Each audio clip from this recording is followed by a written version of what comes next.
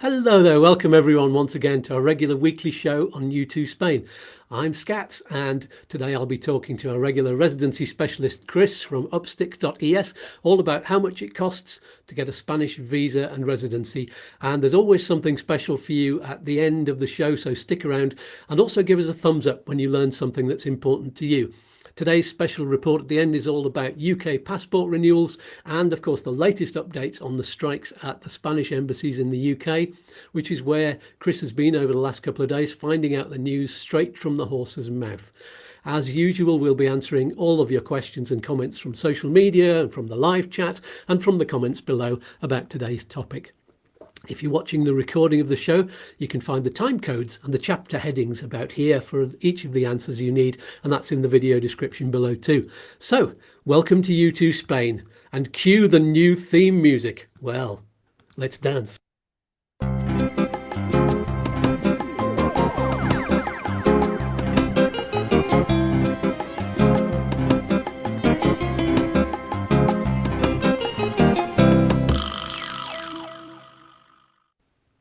Ooh, cosmic, man. New music, do you like it? It was written for us by the very groovy and talented wizard of a musician, Lee Spreadbury, over in Leicester in the UK. He's an old mate. He's just started up his own YouTube channel, and I'll be sharing and posting links to those below each new video and on social media, because he is totally cosmic. Love him. Now, very quickly before I introduce my expert guest, you can thank us for the help you get today by buying me a coffee via the link in the video description below. You can also become a patron and receive extra videos and information that aren't available to the public, and lots more. Those links, if you can't find them below, are also available on u2spain.com, that site, which is a terrific website packed with loads of information and articles and all the links you need to help you move to Spain. So join the community. You can also get some very helpful links to where you can get discounts on lots of things you need, including getting the best currency exchange help from one of our wonderful partners, Smart Currency Exchange, so you can maximize your money and pension in Spain. And if you use that link, you'll be helping U2 Spain, and it won't cost you a penny. And I'm just going to show you this special picture from today. This is the exchange rates as they've been changing recently. They've dipped. Experts had predicted that, as you can see, this is over the last year. They've risen and risen and risen. Experts predicted originally it was only going to go up to 1.18, but it went up to 1.2, and now it's dipping, especially news about interest rates and inflation in the UK. So lock in. This is the perfect time to lock in the exchange rate so you don't lose out. So use that link and you'll be helping us too. There we go. And once again, we're going to be having some prizes to give away for the best questions and comments from you. So without further ado, let's meet Chris. Good morning, Chris. How are you doing? Morning. Good. That's a beautiful background you've got there. Whereabouts are you? Exotic location. This is the Peterborough Passport Office behind me. Fantastic. Clutching a very warm coffee. Frozen. A bit chilly there, isn't it? Yeah, it was lovely yesterday, but today it's cold. Well, you'll be back here soon, and it's lovely and warm. I think the summer's begun. Brilliant, good stuff. Good. So you're going to be talking about the passport renewal towards the end of the show, and also about the embassy strike. But have you got any shout outs for any clients this week? Do you know what? I have, but they're in my phone, and I didn't print them off to bring with me. As I said to you, in true style, I didn't print them off, so I'll have to do them all in 2 weeks' time. Sorry about that. They're on the calendar notice, so we might have a load in 2 weeks' time. Brilliant there. I'm just going to see who's on the chat before we get started. Oh, Rochelle's on there. Hello, Rochelle. Hello, Steve Knowles and Paul Johnston. Buenos dias. And Anton Kerry over in France. They've actually helped us an awful lot on our holiday plans for Marrakesh, because they're kind of travel agents for Morocco. So it's been lovely to speak to them. So here we go. Brilliant. The main topic of today then, which is part of a series of videos about the costs of moving to Spain, is what are the costs involved in getting visas and residency for Spain? And we don't mean how much money do you need in the bank. We've covered that in several other shows. This is about the actual costs of organising your visa from your local Spanish consulate and finishing off the process in Spain by registering for residency. And Yeah. I'm going to go out on a limb today and say that we're going to hear the words "it depends" quite a lot, Yeah. because Yeah. as usual, Yeah. every case is Yeah. different. So let's Yeah. unpick Yeah. this. So we start actually with a sort of a list of the sort of expenses you're most likely to have, and then we'll chat about each individually. And Sure. I've actually made a list which I sent to you. So maybe the first thing to do is for the viewers, so that they can note down the headings of this list, and then we'll get into it later. I'll just read this off now. Go for it. First of all, at the visa side in the UK, you'll need to pay a fee for your visa. Then there's Apostilles and Translations, possibly twice Yeah. if there's been a delay. You might want to pay for a residency specialist, a Gestor, or a lawyer. They might be travelling and fuel to the consulate and back twice. If it's a good distance, you might have to pay for hotels and eating out. You might even have to pay for a pet sitter. You might have to pay for days off work if you're self-employed or you're the sort of person that isn't paid for holidays. There's ID photographs to get, photocopies of various forms on your passport, and there's passport renewal if you need that doing as well. And then at the residency side in Spain, there's a fee for residency. There's travel and fuel to the extranjeria if you're at a distance from there. And again, specialist fees to help you out, or a translator on the day. And then there's ID photos. I think that's just about the list. Anything else that you can think of there for at the residency side? So with the visa, obviously you've got the cost of the ACRO certificates as well, the criminal records checks that you need to get, and then your medical certificate as well. So the ACRO is a fixed cost if you're doing it at £55.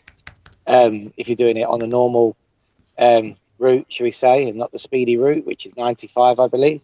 And then obviously your medical certificate as well, which is the statement that you have no exportable diseases as per the healthcare regulation of 2005.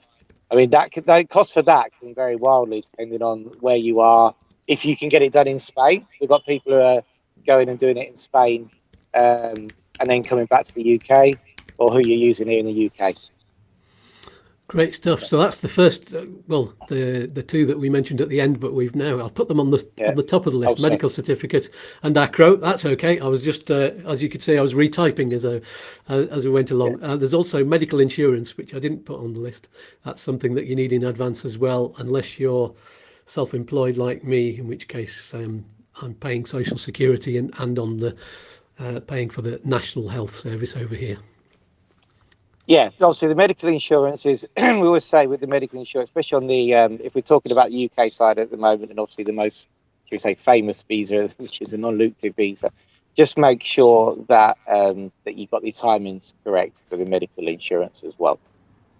So it has to be valid for either 12 months from the date of the appointment or from the date that you are entering or expect to enter into Spain.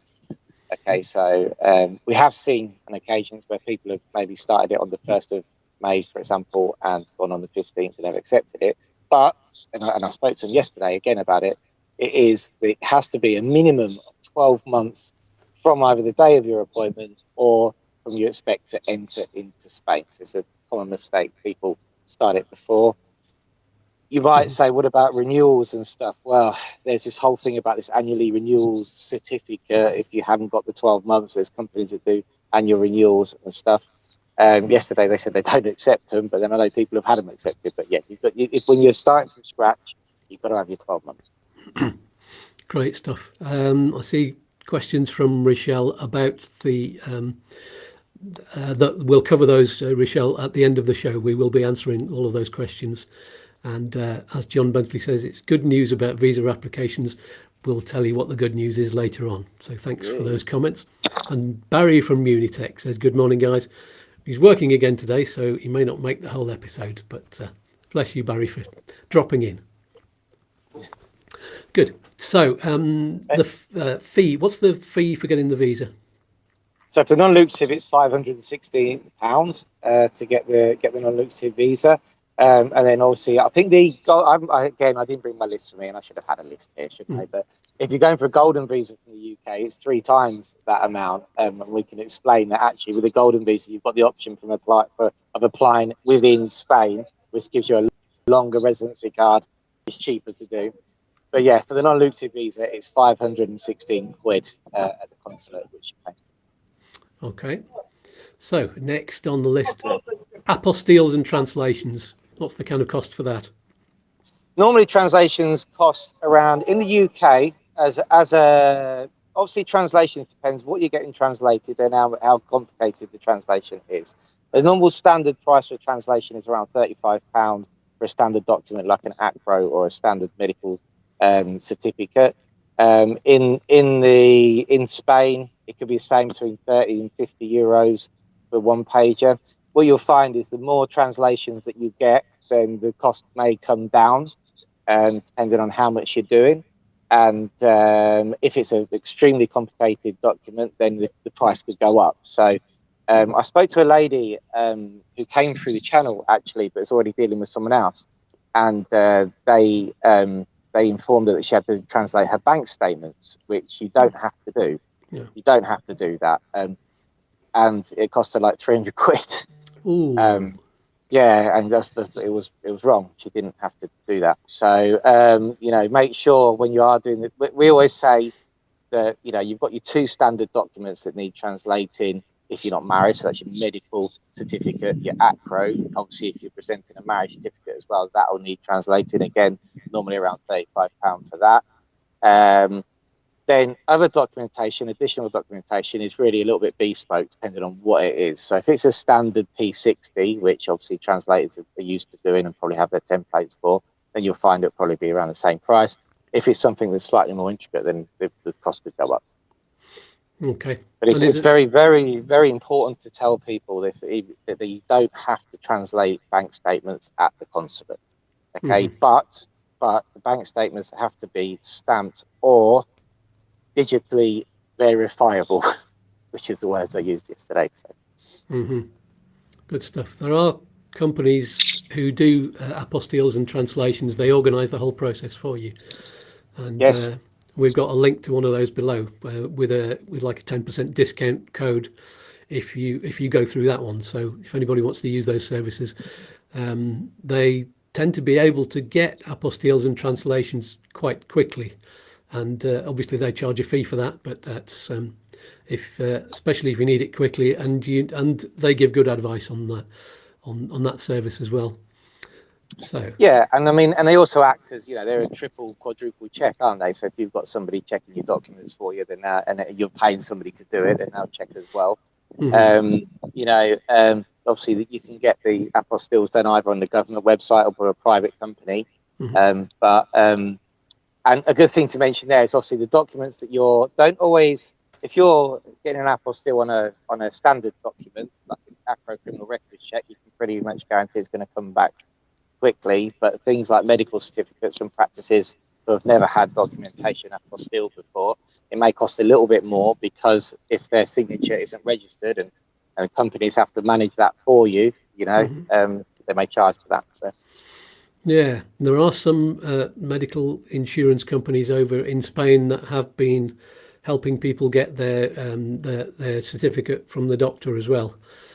So they've included that as part of a kind of a block charge for the insurance. So that's good to know. So does that obviously cover... a certificate from Spain doesn't need an apostille or a translation because it comes. So it's that's the cheapest way to get your medical certificate is to get it in Spain. Great stuff. So does that cover all apostilles and translations? More or less. Do we say what the cost for apostilles was from the government? Can you remember what that is? It's £30, I think, on the government website per document. What we say is if you can gather them all together, and do them all in one go, then you save on the postage as well. Good to know. So if you're doing them one at a time, then you're saving on the postage. It's obviously all about the timing because in in London, for example, you need the translation of your ACRO to get your appointment. But you can do that once you've got that back. You can be doing the translation while you've sent your apostilles off at the same time. Great stuff. So I think that covers the cost of that one. We move down the list. Here's your speciality, and this is it depends quite a lot on this one. The cost of specialists' fees, like residency specialists like yourself, or a gestor, or a lawyer, and that can vary a lot, can't it? It can, depending on your case. So we actually have a set fee that we charge per client for the NLV, which is we charge €595, which includes VAT and the registration tax, which we're going to talk about here, this end in Spain. I've seen costs lower than that, and I've seen costs 5 times that from lawyers that we've dealt with clients. I couldn't believe what they're being charged. And then obviously there's if it turns out there's a lot more work involved, then that might be higher, but yeah, no, I mean, I think around, shall we say, £500 a head for a specialist is about normal for a non-lucrative visa from start to finish. But it must include helping in Spain as well. Yeah, so that's not just doing the paperwork here, getting the visa. It has to be helping in Spain as well, making sure that person gets that visa registered and has that TIE card in their hand. So we include, in our fee, we include hand holding at both ends, even when they're there to pick up their card. Yeah. So which I've experienced personally. So yeah, very good service. Yeah, exactly the same. With Liz, we're there. Obviously hers is different because it's on an EU platform, but the end game is the same as an NLV, where you go the fingerprints, and then obviously the 45 days later, not 30, leave it 45. Is guarantee it's there, is the pickup as well. Yeah, good. You even bought us a cup of coffee as well at the time. Oh yes, I did. Yeah, I'm clutching onto this little goal. Yeah, keep yourself warm. There we go. Okay, so that's the specialist fees. As we say, quite a lot of variation in that, but that's a good guide anyway. So I've put down the next thing: travelling and fuel to the consulate and back twice. So of course you have to go and pick up your visa at the end of it. So those costs can vary depending on where you live. Yeah, I mean, if you can get yourself, like in my trips to the consulate, I've got to King's Cross basically, because that's and from there, you can underground it to Sloane Square and then go there. I timed it yesterday. It's a 3.5 minute walk if you go from Sloane Square to the consulate. The underground was, I think, about 150 a trip or something. So it's not too bad. So if you can get yourself to central London, the actual travel costs aren't too bad. But getting into London, it was our train fare, which was a off-peak return with a variable one to come back after 5 o'clock in the afternoon, was £100 return from Peterborough, to give you an idea. I used to, when I was living in Leicester, I used to drive down the M1 and park at Brent Cross Shopping Centre, which is towards the top of the Northern Line, and then take the tube in from there, which was better. But the last time I tried that, there was absolutely no parking. I think you could only park in the shopping centre if you were actually shopping there, and couldn't find anywhere to park, so we had to pay for. There's a service where people rent out their driveway for the day, which is I can't remember what it's called. There's a website where you can and people just let you park. You get the address, and you pay a fee which goes through to them, and that's a good way of doing it, because obviously it takes ages to drive from Brent Cross right to, if you're going to be trying to park in the centre of London, and then of course you've got the costs of there's a fee for driving in the centre of London. I can't remember what they call that. Most expensive thing, I think, if you are going to the centre of London, is just remember to take a pack up, because it's about £7 for a bloody coffee. Yeah. so if you're planning on having a day out, then the transport is certainly not going to be the most expensive thing in the middle of London, that is. Yeah, you went out for a meal as well last night, didn't you? Went out for a Chinese. So we did, yeah. In Covent Garden. Well, apparently it's a famous Chinese, but we didn't know until we walked in. It's not. It was for London prices, are actually quite reasonable. But yeah, and then we got we got caught up talking, and then I looked at the clock. We had 19 minutes to get to the train from Covent Garden, so we got one of those tuk-tuk things. Very nice. That's the best £20 you'll ever spend. Is one of those experiences on a tuk-tuk. Though Lara wasn't too happy because he got hit by two drunk people in a purple taxi. Ouch! I saw the video actually it's on your Upsticks. Is it on your Facebook page? I think you. It's on my personal one. Yeah, I did a live on the personal one. So brilliant. Matt David says this is interesting. Quite a few people say this on social media. He says, "Morning, chaps. Portugal looks more accommodating than Spain does at the moment." What do you think to that? I should work for the Andalusian Tourist Board. How much I rave on how fantastic it is, and I don't know Portugal, so I can't comment. Yeah, fair enough. Yeah. I think their visa rules are slightly easier. I think it's the amount that you need in the bank is right. Lower than Spain, but it costs more to live there, I think. So I don't know a couple of nice holidays in the Algarve there. The beaches are absolutely gorgeous, but that's as far as my the wine wasn't too good, but the beer was nice. That's about as far as my knowledge goes with it. There we go. And I've never been there, so I can't really comment. But I'm going to stick my neck out and say Spain. Yeah, go Spain. Yeah. So, hotels and eating out. We've just kind of covered that by talking about the Chinese there. So, you could be paying anything from 150 for a London hotel, probably less in Manchester. So, in September this time, I'm from Peterborough, so I've stayed here. We just trained it in and came back. So that's Dad's couch is free, which is good.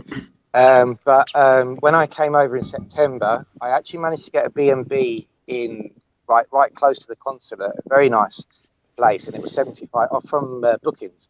It was £75 a night, so it was 150 quid for the 2 nights, and it literally was on the consulate doorstep. So, I mean, have a look. There are some deals out there. It depends really what you want. Certainly in Manchester, when I went to Manchester, there was where I stayed.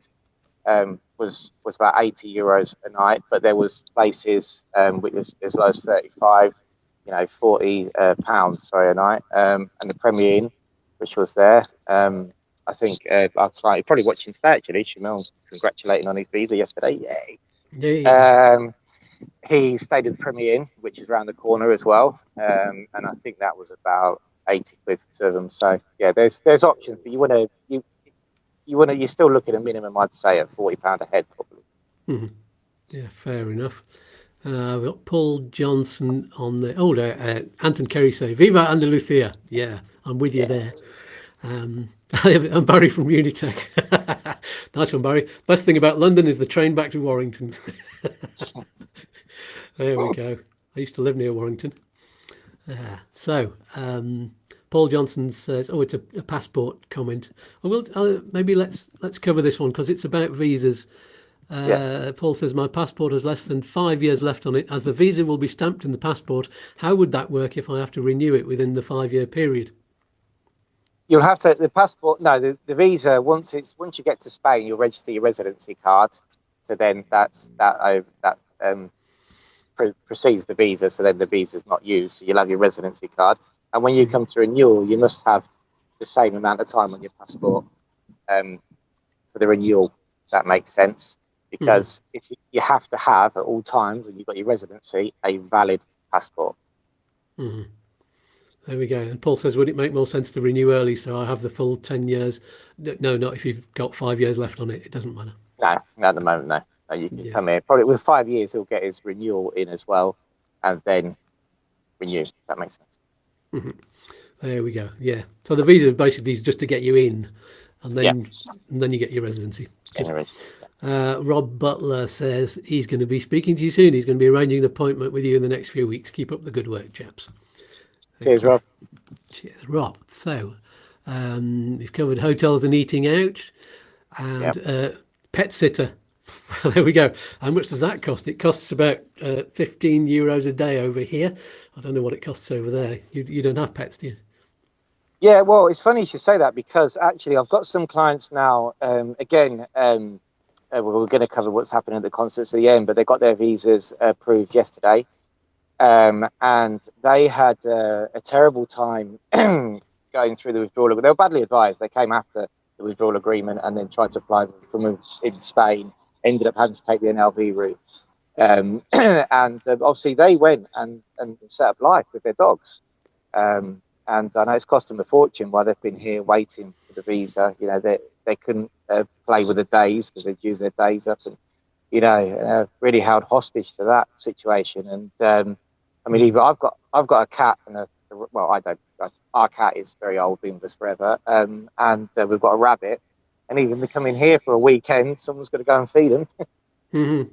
Yeah, so it's a bit easier with cats and rabbits. At least, rabbits are kind of closed in a cage, and cats just go out and feed themselves a lot of the time, so you don't need too much. Yeah, ours is an old girl, so she needs half an hour attention. Lucky I've got a friend who likes cats, so she makes a good start. Nice. I mean, it's when we were driving down. We drove down, as you know, in our car with our dog. We only had one dog at the time, and that's because we broke down and we had to stay in a hotel in Bilbao for 4 or 5 nights. We couldn't actually go out anywhere. We couldn't go into any restaurants because COVID was happening. We couldn't sit indoors, and it was really cold at the time, and we didn't want to sit outdoors with a pet and freeze while we were trying to eat. And so we were stuck in our hotel room, and we could only eat in the hotel, or one of us rush out and get a takeaway. So yeah, it makes a lot of difference to your day. It does, and I suppose it's where I mean, I don't know if you're in Spain. I suppose it's where you live into what's available as well. So I know, like obviously on the coast, there's quite a few services for looking after pets. People having to go from Spain to the UK, but I suppose there's other places where it's not so available. You have to, and not everybody wants to leave their pets, I suppose, in a cage for a week or so. No, there are lots of different services. Sometimes it's you'll have your dog left in a place where there's lots and lots of pets, or if you get a dog sitter, then it's either you sending your pet to their house for them to sit the dog there and look after them there, or it might be one where they actually come to your house, and there are different costs involved in all of those. I think the cheapest one is to have them in a place where there's lots of pets. Yeah. I think when you're looking at and we're digressing here as we do, but when you're looking at like your appointments at the consulate, for example, I think for your first appointment when you're doing your NLV, especially if there's 2 of you, and maybe although the applications we know are individual, but some are joint with beneficiaries in terms of shared documentation and financials, it's definitely best not to go with a pet and one of you go in, one of you stand outside. I just wouldn't do it for that appointment. You could see yesterday they were quite stressed. It would be very efficient, but that wouldn't be a good idea. For the pickup of the visa, because you're stood outside, I don't think it'd be a problem. You can go, and if you've got a dog which is well behaved, probably then there'd be no problem going there, and because in London, for example, they bring the passports out to you. And then obviously the Spain end as well. Just be conscious if you are going with an animal, if you're working with somebody, like with us, just warn us, and we'll book the fingerprint appointments a bit spaced out, so you don't have back-to-back appointments. So normally, again, that's not too much of a problem. But if one of you's got to wait outside with a dog, and they're being finicky, like they do in Malaga at times, they call them in 15-minute blocks, where you probably book 1 hour, grab a coffee, the other person has it. The idea is not to make it as least stressful, for you and the dog as well. So that's a bit easier in Spain because especially down the south here, you can actually sit outside in cafes with a dog. So there we go. So I think we've covered that one. I've mentioned days off work. So if you're self-employed or you don't get paid for holidays, that could be. Then again, that's how long is a piece of string for the cost of that one. Yeah, it is. And I mean, I suppose the days off work, if you are self-employed, I mean, it depends what you're doing in terms of what visa you're going for. There's some people who are self-employed but giving up their self-employment to be retired, but they need the visa process to start before, so they're going to lose that. And so depends what travel costs you can write off as well. I'm constantly battling with my Gestor. I'm like, I've got, there's £100 Chinese there, but it was for work because I was at the consulate. You can't do that, Chris. You can't do that. I'm like, yes, I can. No, Antonio will always say no to that. What do you mean it's Ryanair again? You're in Manchester here. It's like, there you go. So yes. There you go. So next thing on the list is ID photos. That's not a huge cost, is it? I can't remember how much did they cost in. It was £5 in the post office. It's £5 for I saw a very in Manchester and in London yesterday. I saw a very funky machine. If you find a post office, they're generally very good. Remember to take your glasses off for the photo. Mm-hmm. I always remember that. So remember to take glasses off. But yeah, so about £5, I'd say. And in Spain, they range from like €4 to €6, really. Yeah, I mean, good thing about Spain is next door to every police station, you can normally find an emergency copy and photo place, can't you? Yeah, absolutely. I know the one we went to in Veles Malago. There's a cafe and a photo place within spitting distance. Very nice. Yeah, they're very. There we go. They're normally pretty accommodating. So that's a small cost, and presumably you can get photocopies done in those kind of places as well if you've last minute, because you've got to get your passport pages photographed and maybe some of the forms. I don't know. Yeah, sometimes yes. It's like between 10 and 20 cents. It used to be about 10 cents, but like the one in Vélez, for example, was 20 cents. For a photocopy, which is fine. They've got obviously their independence and they've got to make money. It's going to be hard to make money from 10 cents a time, isn't it? So yeah. And they're normally pretty accommodating. So that's why if Tom or myself are out on an appointment or we need some changing or quickly printing off, we can normally get them to WhatsApp it to us and we'll WhatsApp it to them from the office or whatever. Yeah. But yeah, they're normally great, these offices. There's one in Fingarola as well, which is right next to the police station, and they're really accommodating. The lady's really nice and very quick and efficient. It's a lot easier now. You can do it digitally and transfer things between you. And for me, it was always getting things in the post and going to the local library and you had to stand in a queue and be very quiet about it. Yeah, but the thing is as well, that's a cost actually. That there's things sometimes people who maybe don't have a scanner or can't use a phone to scan and stuff. You might have to do that. Go somewhere to scan it, to send it to people. We've had that before, where from either news agents or libraries we've received scans. I would say in that instance, just get it all scanned, everything in one go, one PDF, get it sent across, because then whoever you're sending it to, they can divide it and do what they need to do with it. So keep that cost as low as possible. Brilliant.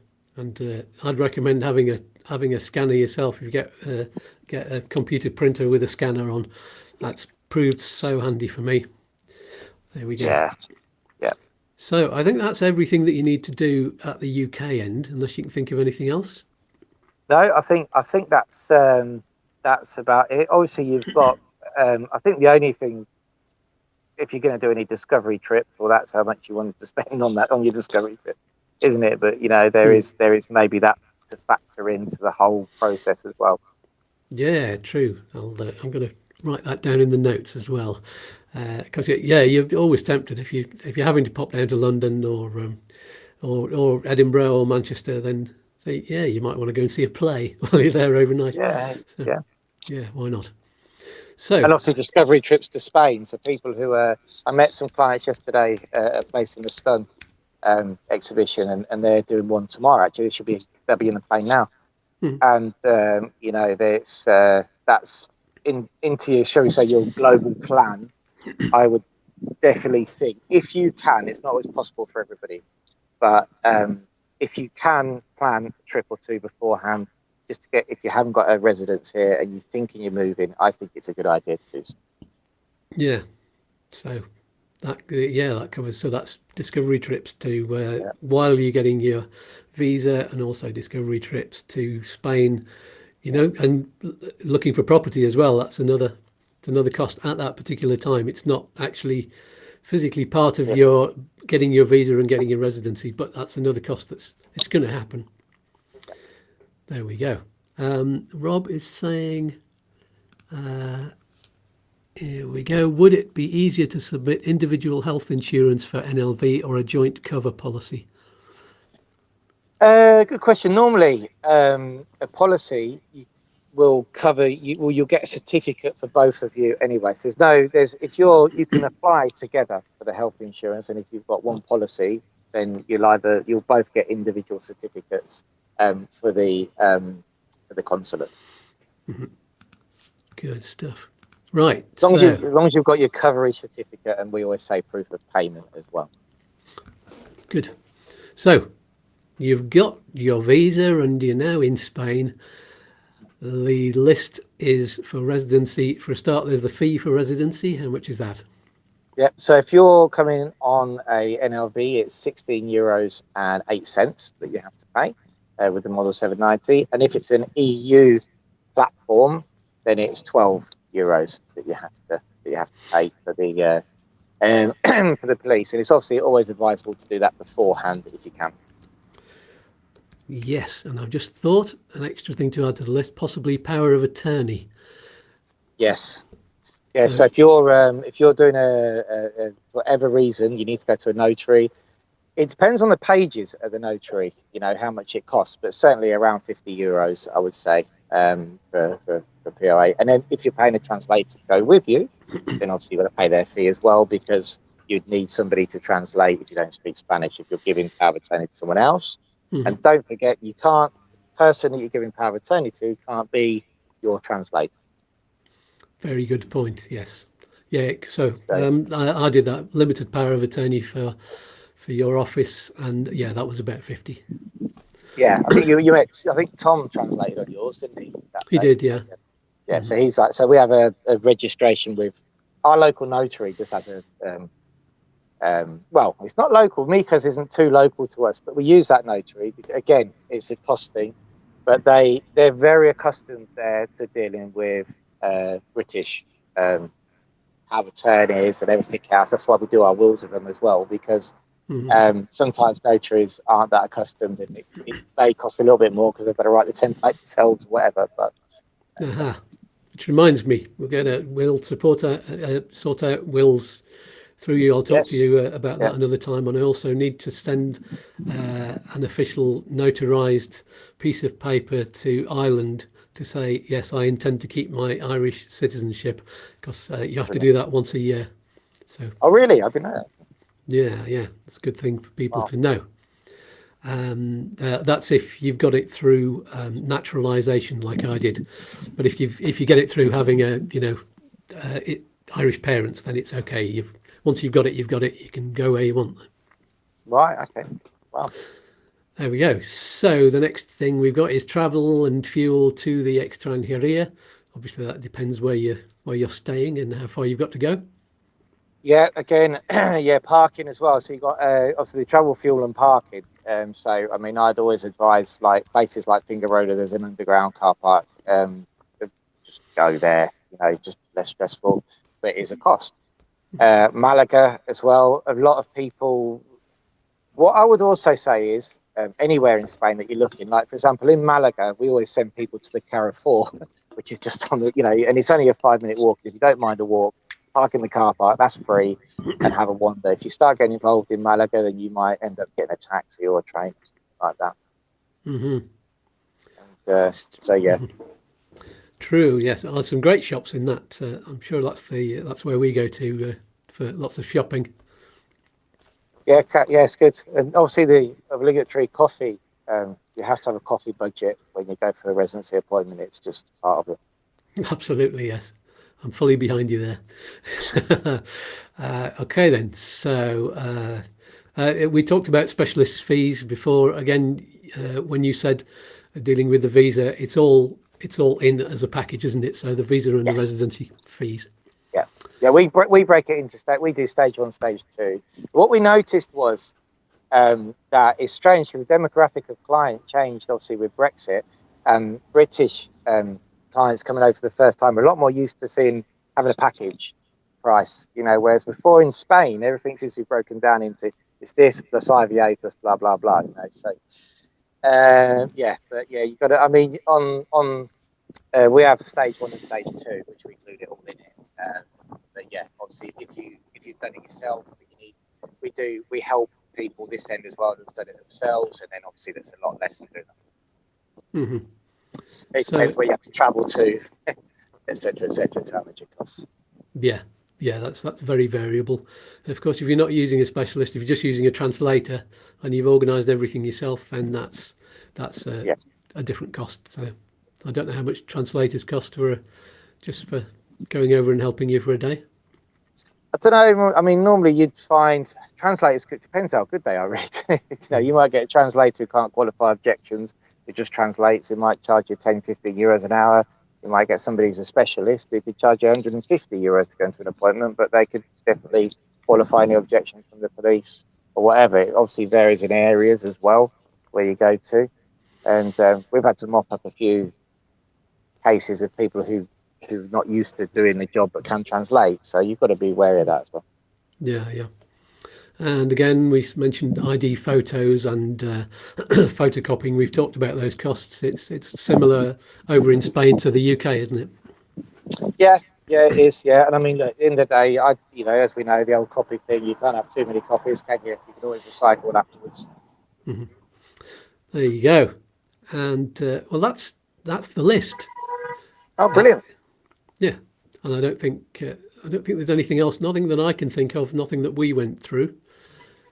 That was a cost. No, I think that's about it, really. Obviously, we've gone through the health insurance, we've gone through the legal stuff, the paperwork. If there's, for example, if there's any courier costs, couriers, you've got to look at that. So, postage. Mm-hmm. Postage. So, for example, with us, the other way around, we're a little bit old school. We like to post out the application forms in a pack, and I always go on about our packs, but it's sort of that's how we do that. But then sometimes in the past, people have had to send stuff to us.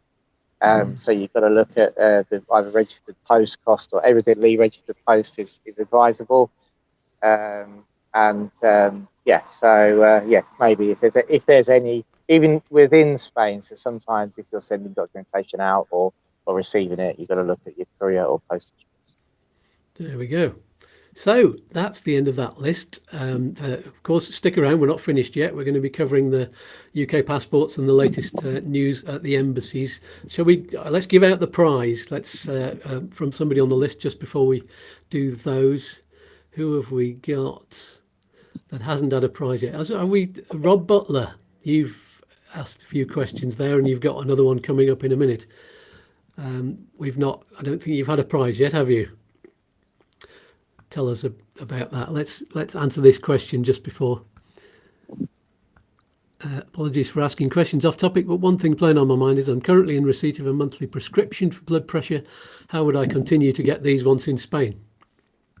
Oh, that's a good question. Because you'd have to. It depends on your age. So if you're going to be registering with an S1, then you should be able to get that within the healthcare system here. And if you're doing it on private healthcare, then you'd have to speak to your doctor on the private, and then they would give you a prescription to go, but it probably costs you a bit more because you'd have to pay for that at the pharmacy. There we go. Okay, so let's get on to the next bit. We'll be giving a prize out on the Facebook group as well for the next for the best comments and questions. So, which should we do first? Shall we go on to let's go on to the embassy. You were at the London embassy yesterday, and so what's the news? Yeah, I was at the London consulate yesterday, it's good news. Look, the strike's ended. That's it. It's good, and they're also looking at putting more appointments on. So. They're very aware. So there was quite a stressful atmosphere there yesterday. Not helped by a guy who was trying to beat up the security guard to get his passport. So that was quite hectic for a while. But it was the real good news is that they have now. The strike has ended there. They weren't too informative about Manchester and Edinburgh yet. They were saying, well, that's not their problem. Go there if you want to know that information. But in London, it's full steam ahead, and I have to say, the guy who was on visas yesterday was very, very nice. He took out like half an hour to talk about some specific questions regarding stuff that's arisen since the last time I was there, and he took the time out to answer it. And he said, "Look, we're not here to scupper anybody. We're here to try and do our best." So that's great news. Mm-hmm. What are they doing to clear the backlog? They're going to put on more appointments, but it's not going to be this month. Next June, June, he reckons it's going to be more appointments from June. So on the booking system in London at the moment, they're currently only offering 2 days, and they get taken up pretty quickly. And they reckon they could put that up to at least 4 days, maybe 5 with visas. So, and I'm sure that coincides with, on Twitter, they were looking for more people as administrative staff, and I reckon that's probably coinciding with that. They've also got this, what happened last year in August was the big rush for student visa applications, which is something that was quite new to them at the time. Do you think they're going to put on more staff for that? I believe so. Yeah. They say, and also there is with the non-lucrative visas, there's actually a bit of a rush at the moment because there's a lot of people who are coming in to be in the second half of the year for tax reasons. So there's going to be a rush there as well. So the next couple of months at the consulates is going to be pretty busy. That said, yesterday when I was there, everybody was going in on time. There's no point going, I don't believe, more than 15 minutes before your appointment, but definitely 15 minutes. Make sure you're there, and they were all going in on time. Yeah, that's fine. Are they doing anything about official documents exceeding their 3 months validity? This is what Rochelle was asking earlier. No, there's no concession for that, unfortunately. I asked that yesterday, and I was like, what about all these people that can't, they were missed out? Same as we had last year where people started the process. But no, there's no, sorry, they were just, shrug their shoulders, said, look, the documents have to be in date. That's it. So it is a risk. We structure our stuff into, we have what we call our Let's Get Started email, which gives the information of what needs to happen, and we work from that. But then we structure a timeline as well. And you have sort of a red period where you're like, this really needs to be done now, and it's always a balancing act, Mm-hmm. But no, they're not ordering. But no. Okay. Anything else you learnt from them? Yeah, so we're just basically we're speaking about the verifying documents digitally. So you're talking about translations, documents from a bank, and stuff like that. And excuse me. We know that historically we're talking about stamped bank account statements, and the guy was like, "Look, I do understand it's 2022. Not all banks have a stamp." But in the case where we can authenticize something with a stamp, we have to be able to see it digitally verified. Now, this is something that's quite common in Spain. People in the QR code since COVID, everything can be verified with QR code. But the good thing is that they are open to that now. So if there's a document which you can't get authenticated because it hasn't got a stamp on it for a bank, but they can verify it by other means, then they will do that. Well, that's so good that's to know. good. Yeah, that's good. So I mean, that's one of the things that we were pushing for yesterday as well. Obviously, I wanted to find out about the strike, how that was working and going on, and the other things were just technicalities regarding the health certificates and stuff like that. But yeah, they're definitely, your documents have to be in date, and if you've been one of these unfortunate people that it's run out, then you have to do them again. Yes, it's a shame. It's the way of the world. So, John Bentley says, do you think the other consulates will follow suit soon? So, news from the other consulates is that last week we had a flurry of the backlog, which we had appointments during the strike in Manchester, and the Shamil, who I met when I was in Manchester about 5 weeks ago now, he just got his visa yesterday. Everybody who had their appointments before that got their visas as well, and it's the same for Edinburgh. So at the moment, although we're lacking appointments in Manchester and still waiting for a load to be issued, the backlog of the visas to be issued seems to be coming through. So that's great news.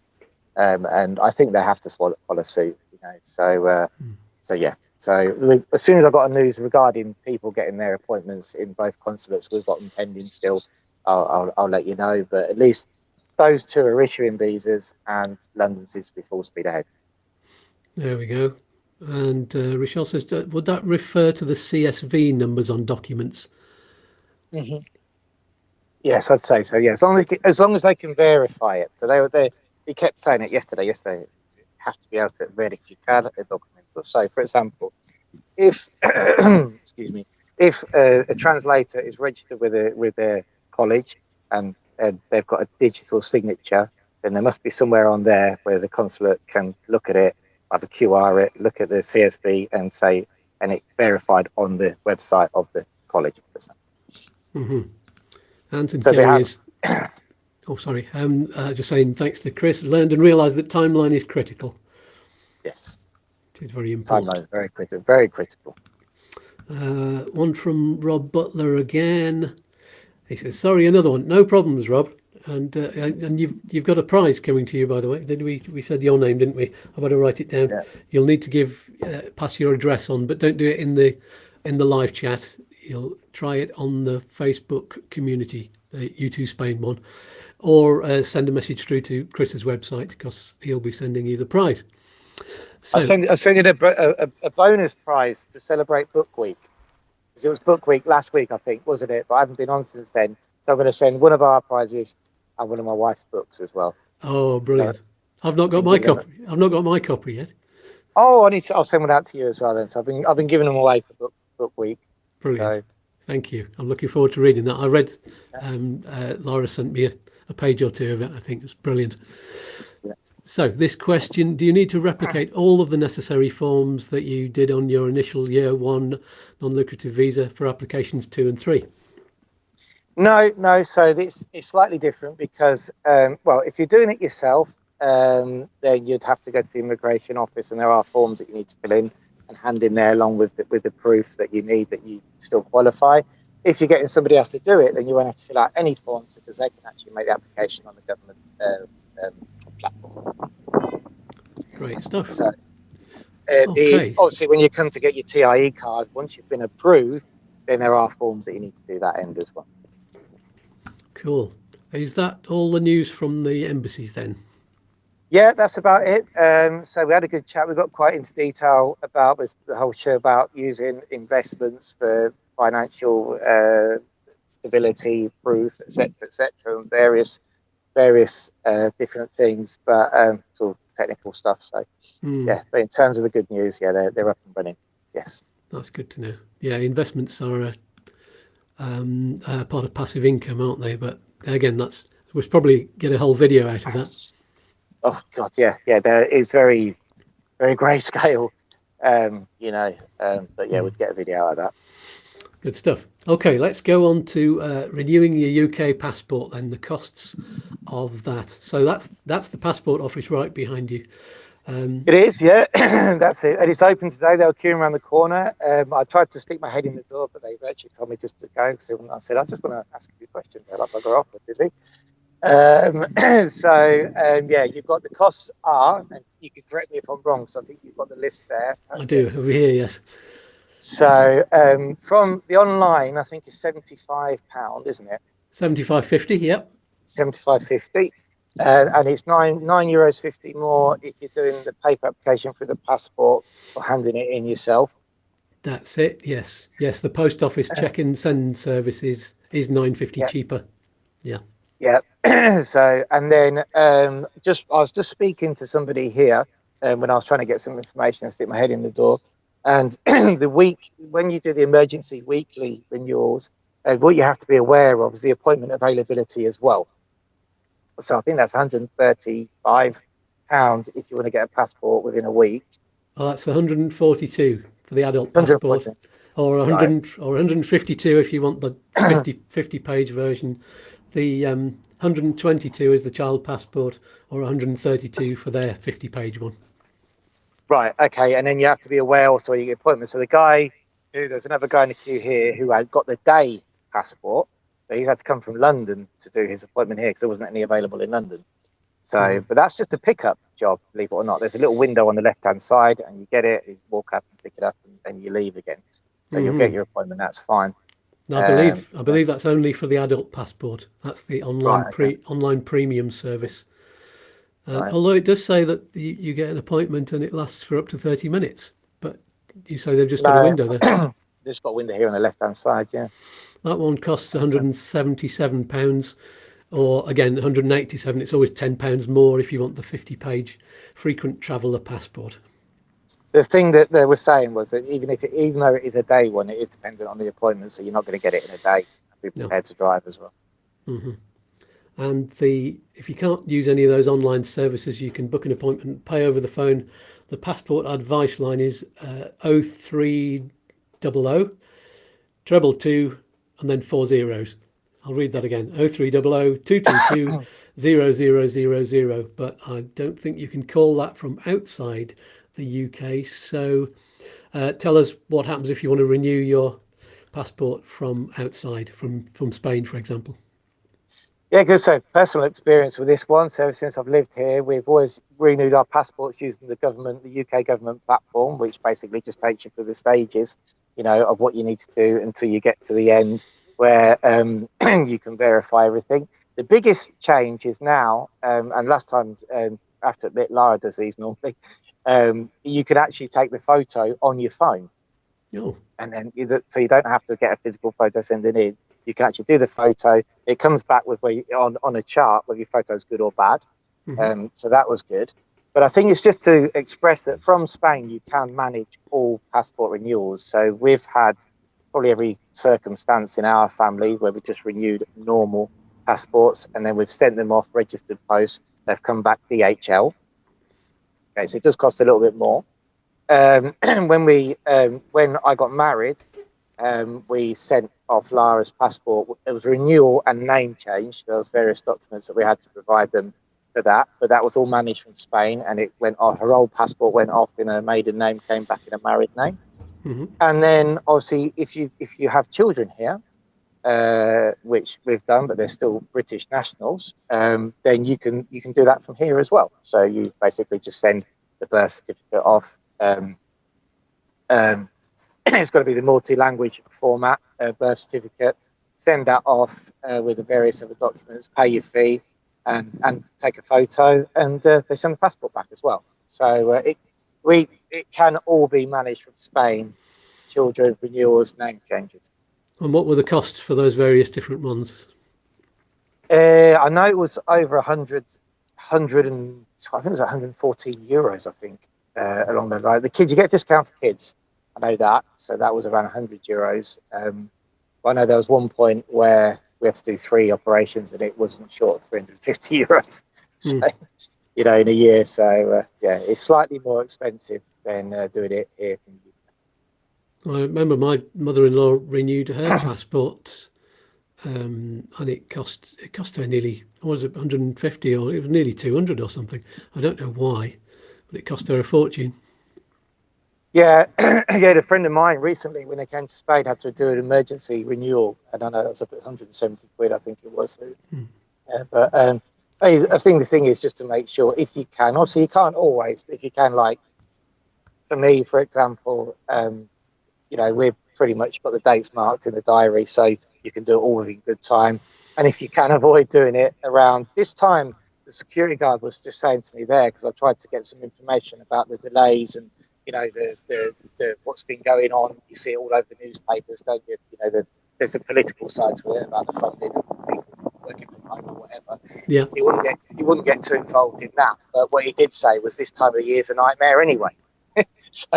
And then it's a nightmare anyway because we've had 2 years when people don't want to go on holiday, people's confidence has come back. So if you can avoid this period, then it's always better. Very good advice. Yes, it's holiday. It's holiday time for everyone. So John Bentley says, great info again, guys. Can I encourage people, yes you can, to help Scats out and join his Patreon group, and thank him for all the great content he produces for us all? Yes, you can, of course. And you can get the address for that is in the video description below. But if you look on our website, it's probably easier to find it on there. But yes, I'd encourage anybody to do that. It's either the Patreon, patreon.com, or buymeacoffee.com, and also using the smart currency exchange link that actually gives a commission to U2 Spain as well. So definitely use that. There we go. Brilliant. I think we've covered everything. I think so. I think we're nearly there, aren't we? I'm ready to go and get another warm coffee. I'm frozen. Yeah, you go off and do that. my leg's gone dead. Hang on a minute. So I'll in a moment then. I've got a lady. I have to show you. I've got a lady here looking at the window. I think she's telling me to bugger off. Really? Behind me in this window. All right. I've been sitting pretending like a peeping Tom. Yeah. Some days I'm just sitting going, I'm not looking, so I better go. Yeah, brilliant. Thanks very much for doing all of that. Don't go away, everybody. I'm going to tell you what's on the show next week before I sign off. But we'll say a huge thank you to Chris. Thank you for being there, being our roving reporter for the day. Yeah. Okay, and guys, thanks for having me on once again. And see you soon. See you soon. Bye-bye. Okay then, so next week on the show we have, let me have a look at the list. Well, actually, next week's show, I've recorded it in advance, and it's there we go. What was it all about? I can't remember. Yes, I can. I interviewed Liz, my wife, and that's all about the process of, if one of you is a UK citizen and the other one is an EU citizen, the process that we went through to get all of our stuff done in Spain. And yes, when we got here, that was a very a very garbled way of saying that's what's on next week. And that's a really nice show. It's a little bit shorter than normal because I've edited it down. And I've done that because we're only just going to be arriving back from our holidays on next Saturday. So, but you can still do the live chat, and we might even, or one of us at least, might be on the live chat to speak to you and answer any questions. But we can answer questions in the comments afterwards. If not, depends if we fall asleep after the holiday. So, thank you to all of you on the live chat. Thanks, Rochelle. Thanks, Anthony and Kerry and Barry and John and all of the others. Rob, don't forget, Rob, to send us your address for the prize. And everybody, don't forget to check out U2 Yoga and get your free yoga sessions, which you can get on there. That's on the YouTube channel. And Liz also has the U2 aromatherapy, which is really good. And of course, we've got the merchandise page, which you can find the address for below or on the website. And don't forget, buymeacoffee.com, patreon.com, all of the links down below and on the website. That is all for this week. Thank you so much for tuning in. Listen out for this, the lovely dancey new music on our theme. When you watch the Wednesday midweek video, which there is one that I've pre-recorded, and next week's Saturday video, the old music is on that because I only just got it just yesterday. So I'll be bringing back the new music in a couple of weeks' time. So that's it for now. Thank you, Rochelle. I will enjoy Morocco and get ready to dance with that music. I'll cue it up and let's do the cosmic dance. Goodbye for now.